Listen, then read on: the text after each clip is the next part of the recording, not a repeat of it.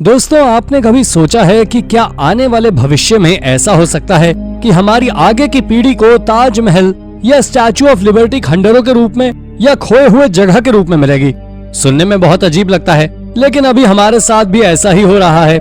हजारों वर्षों पहले की सभ्यता का पता हमें आज खोए हुए शहरों के तौर पर लग रहा है, जिन्हें समय बीतने के साथ भुला दिया गया, जब तक कि किसी पथिक या इतिहासकार ने गलती से या जानबूझकर इन खंडरों की खोज नहीं की। इन्हीं लोगों की बदौलत हमें दुनिया की इन छुपी हुई खूबसूरत जगहों के बारे में पता चला। तो चलिए, क्योंकि हमारे इस वीडियो में ऐसी ही कुछ आर्कियोलॉजिकल प्लेसेस के बारे में बताते हैं जो गलती से लोगों को मिली। आइए शुरू करते हैं इस वीडियो को। Number 10, tree trunk coffin. दोस्तों, इंग्लैंड में जुलाई 2019 में टेटनी नामक जगह पर एक गोल्फ कोर्स में एक तालाब के जीर्णोद्धार का काम कर रहे कुछ मजदूरों को 4000 साल पुराना लकड़ी का एक ताबूत मिला। शेफील्ड विश्वविद्यालय के एक बयान के अनुसार इस आधे टन के ताबूत में मानव अवशेष, एक कुल्हाड़ी और मृतक के लिए बिस्तर के रूप में इस्तेमाल किए जाने वाले पौधे थे। इसे एक ओक के पेड़ से बनाया गया था और एक बजरी टीले के नीचे दफनाया गया था। आमतौर पर यह प्रथा कांस्य युग समाज के कुलीन सदस्यों के लिए आरक्षित थी। इस खोज का एक प्रमुख आकर्षण कुल्हाड़ी थी, जिसमें पूरी तरह से संरक्षित लकड़ी का हैंडल और एक पत्थर का सिर है। साथ ही ताबूत भी अपने आप में अविश्वसनीय रूप से दुर्लभ है। ऐतिहासिक इंग्लैंड के शेफील्ड स्थित पुरातत्वविद टिम एलन कहते हैं कि टेटनी में दफन किया गया आदमी हमारे लिए एक बहुत ही अलग दुनिया में रहता था। फिलहाल ये कॉफिन और कांस्य युग के अवशेष व्यापक संरक्षण कार्य से गुजरने के बाद लिंकन में संग्रहालय में प्रदर्शित होने के लिए तैयार हैं। Number 9, Aristotle's tomb. मैसेडोनिया में हाल की खुदाई के दौरान पुरातत्वविदों को एक रहस्यमय मकबरा मिला जो मशहूर फिलोसोफर अरस्तु के होने का दावा किया जा रहा है। अरस्तु 384 ईसा पूर्व में पैदा हुए थे और एथेंस में प्लेटो के शिष्य थे और पश्चिमी दर्शन के उद्भव में एक महत्वपूर्ण व्यक्ति बने। ये मकबरा स्टैगिरा के प्राचीन गांव में खोजी गई संरचना में से एक था। यहाँ अरस्तु का जन्म हुआ था। यह क्षेत्र हजारों साल पहले प्राचीन ग्रीस का हिस्सा हुआ करता था, मतलब आज से लगभग 2400 साल पहले। पुरातत्वविद कॉन्स्टेंटिनोस सिस्मिनिडीज के अनुसार ये संरचना 322 ईसा पूर्व में अरस्तु की मृत्यु के बाद उनके सम्मान में एक स्मारक के रूप में बनाई गई थी। हालांकि ये मकबरा किसका था, इसका प्रमाण परिस्थिति जन्य है।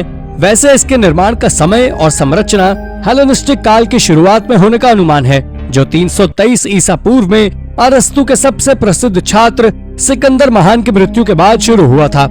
मैसेडोन के राजा फिलिप द्वितीय ने उन्हें अपने बेटे सिकंदर के शिक्षक के रूप में नियुक्त किया। Number 8, the Althorp estate. ये जगह इंग्लैंड के सबसे महत्वपूर्ण जगहों में से एक है, क्योंकि ये प्रिंसेस डायना के बचपन का पैतृक घर है। 1508 में राजकुमारी डायना के पूर्वज जॉन स्पेंसर ने इसे खरीदा था। आर्कियोलॉजिस्ट के अनुसार 14वीं शताब्दी के समय यहाँ एक गांव हुआ करता था। यहाँ निएंडरथल्स भी रहा करते थे, जिनकी मृत्यु आज से लगभग 40,000 से 44,000 साल पहले हो गई थी। वैसे यहाँ एक नवपाषाण शिविर भी मिला है और विशेषज्ञों का मानना है कि ये लगभग 5000 वर्ष से अधिक पुराना है। आर्कियोलॉजिस्ट को यहाँ एक और प्राचीन कचरे के ढेर में सीशेल और एंटेलर मिले हैं और साथ ही चकमक पत्थर का टुकड़ा भी मिला है, जिससे अंदाजा लगाया जा सकता है कि निएंडरथल्स यहाँ रहकर सीशेल और एंटेलर को मारकर खाया करते थे और उनकी हड्डियों से औजार बनाया करते थे। एल्थोर्प एस्टेट में बनी झील के उस पार डायना के नाम से एक डोरिक शैली का मंदिर बना हुआ है, जो जुलाई और अगस्त के महीने के दौरान पर्यटकों के लिए एक आकर्षण का केंद्र है। Number 7, lactose intolerant mummified man. Mountain climber Erika और हेलमंड सिमोन हाइकिंग करने के लिए ऑस्टल एल्प्स ऑस्ट्रेलिया गए हुए थे और हाइकिंग से लौटते समय शॉर्टकट लेने से पहले उन्होंने बिल्कुल भी नहीं सोचा होगा कि वे 5000 साल पुरानी एक शानदार खोज करने वाले हैं। दरअसल दोस्तों, शॉर्टकट लेते वक्त उन्हें वहाँ 5000 साल पहले के एक आदमी की जमी हुई लाश, जो देखने में ऐसी लग रही थी जैसे ये आदमी अभी कुछ समय पहले ही मरा था। वो शायद लगभग 45 साल का था और 5 फीट लंबा था। वैज्ञानिकों ने उसे ओएत्जी नाम दिया और उनके अनुसार उसका बायां कंधा मुड़ा हुआ था और बाएं कंधे में लगे तीर से ओएत्जी की मौत हुई थी। ओएत्जी आधुनिक समय के सबसे अधिक अध्ययन किए गए शवों में से एक बन गया। उसके पास से चकमक खंजर, तांबे की कुल्हाड़ी और अन्य औजार भी मिले। एक्सपर्ट कॉनरेड स्पिंडलर को डीएनए जांच में पता लगा कि वो लैक्टोस इंटॉलरेंट था। Number 6, the Minotaur's labyrinth. प्राचीन विश्व के कुछ रहस्यों और मिथकों में से एक है मिनोटॉर और उनकी भूलभुलैया। कुछ महान लोगों का कहना है कि किंग मिनो ने अब तक की सबसे अच्छी भूल भुलैया बनाई है। मिनोटॉर एक भयानक जानवर था जो आधा आदमी और आधा बैल था। चूंकि वो एक अप्राकृतिक प्राणी था, मनुष्य और जानवर के अलावा उसके पास कोई प्राकृतिक आहार नहीं था और वो मनुष्यों को खाने लगा। वैसे दोस्तों, ये सब सुनने में एक काल्पनिक कथा लगती है और किसी को भी यकीन नहीं था कि ग्रीक के आइलैंड पर ऐसी कोई जगह होगी। लेकिन आर्कियोलॉजिस्ट आइलैंड के पास एक छोटे से गांव गॉटन में मिनोटॉर की पौराणिक भूल भुलैया को खोज लिया है। और अगर ये भूल भुलैया है तो मिनोटॉर भी जरूर होता होगा। लेकिन इस बात के कोई साक्ष्य नहीं है कि ये भूल भुलैया कुछ जंगली जानवरों के भंडारण के लिए उपयोग किया जाता था। Number 5, the pre colonial Mexican book.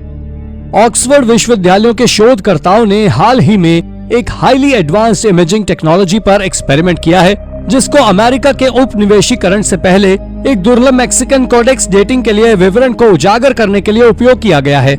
ये कोडेक्स या पुस्तक लगभग 500 वर्षों से पांडुलिपि के पीछे प्लास्टर और चाक की एक परत के नीचे छुपाया गया है। इसको कोडेक्स एल्डन के रूप में जाना जाता है, जिसे हम साधारण आंखों से नहीं देख सकते। ये बिल्कुल अदृश्य इंक के जैसा है और इसे बोडलियन पुस्तकालयों में रखा गया है। कोडेक्स एल्डन, जिसे कोडेक्स एन्यूट के नाम से भी जाना जाता है, लगभग 1560 के हैं और 20 से भी कम ज्ञात मैक्सिकन कोडों में से एक है जो पूर्व औपनिवेशिक और प्रारंभिक औपनिवेशिक मैक्सिको से बचे हैं।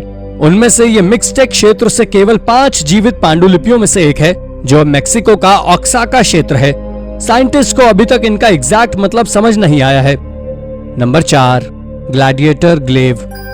एफिसियस का पुराना शहर, जिसे अब तुर्की के नाम से जाना जाता है, एक समय में एंशिएंट वर्ल्ड का केंद्र हुआ करता था, जो एशिया के रोमन प्रोविंस की राजधानी भी हुआ करता था। ये महाकाव्य ग्लैडिएटोरियल गेम्स के लिए प्रसिद्ध था।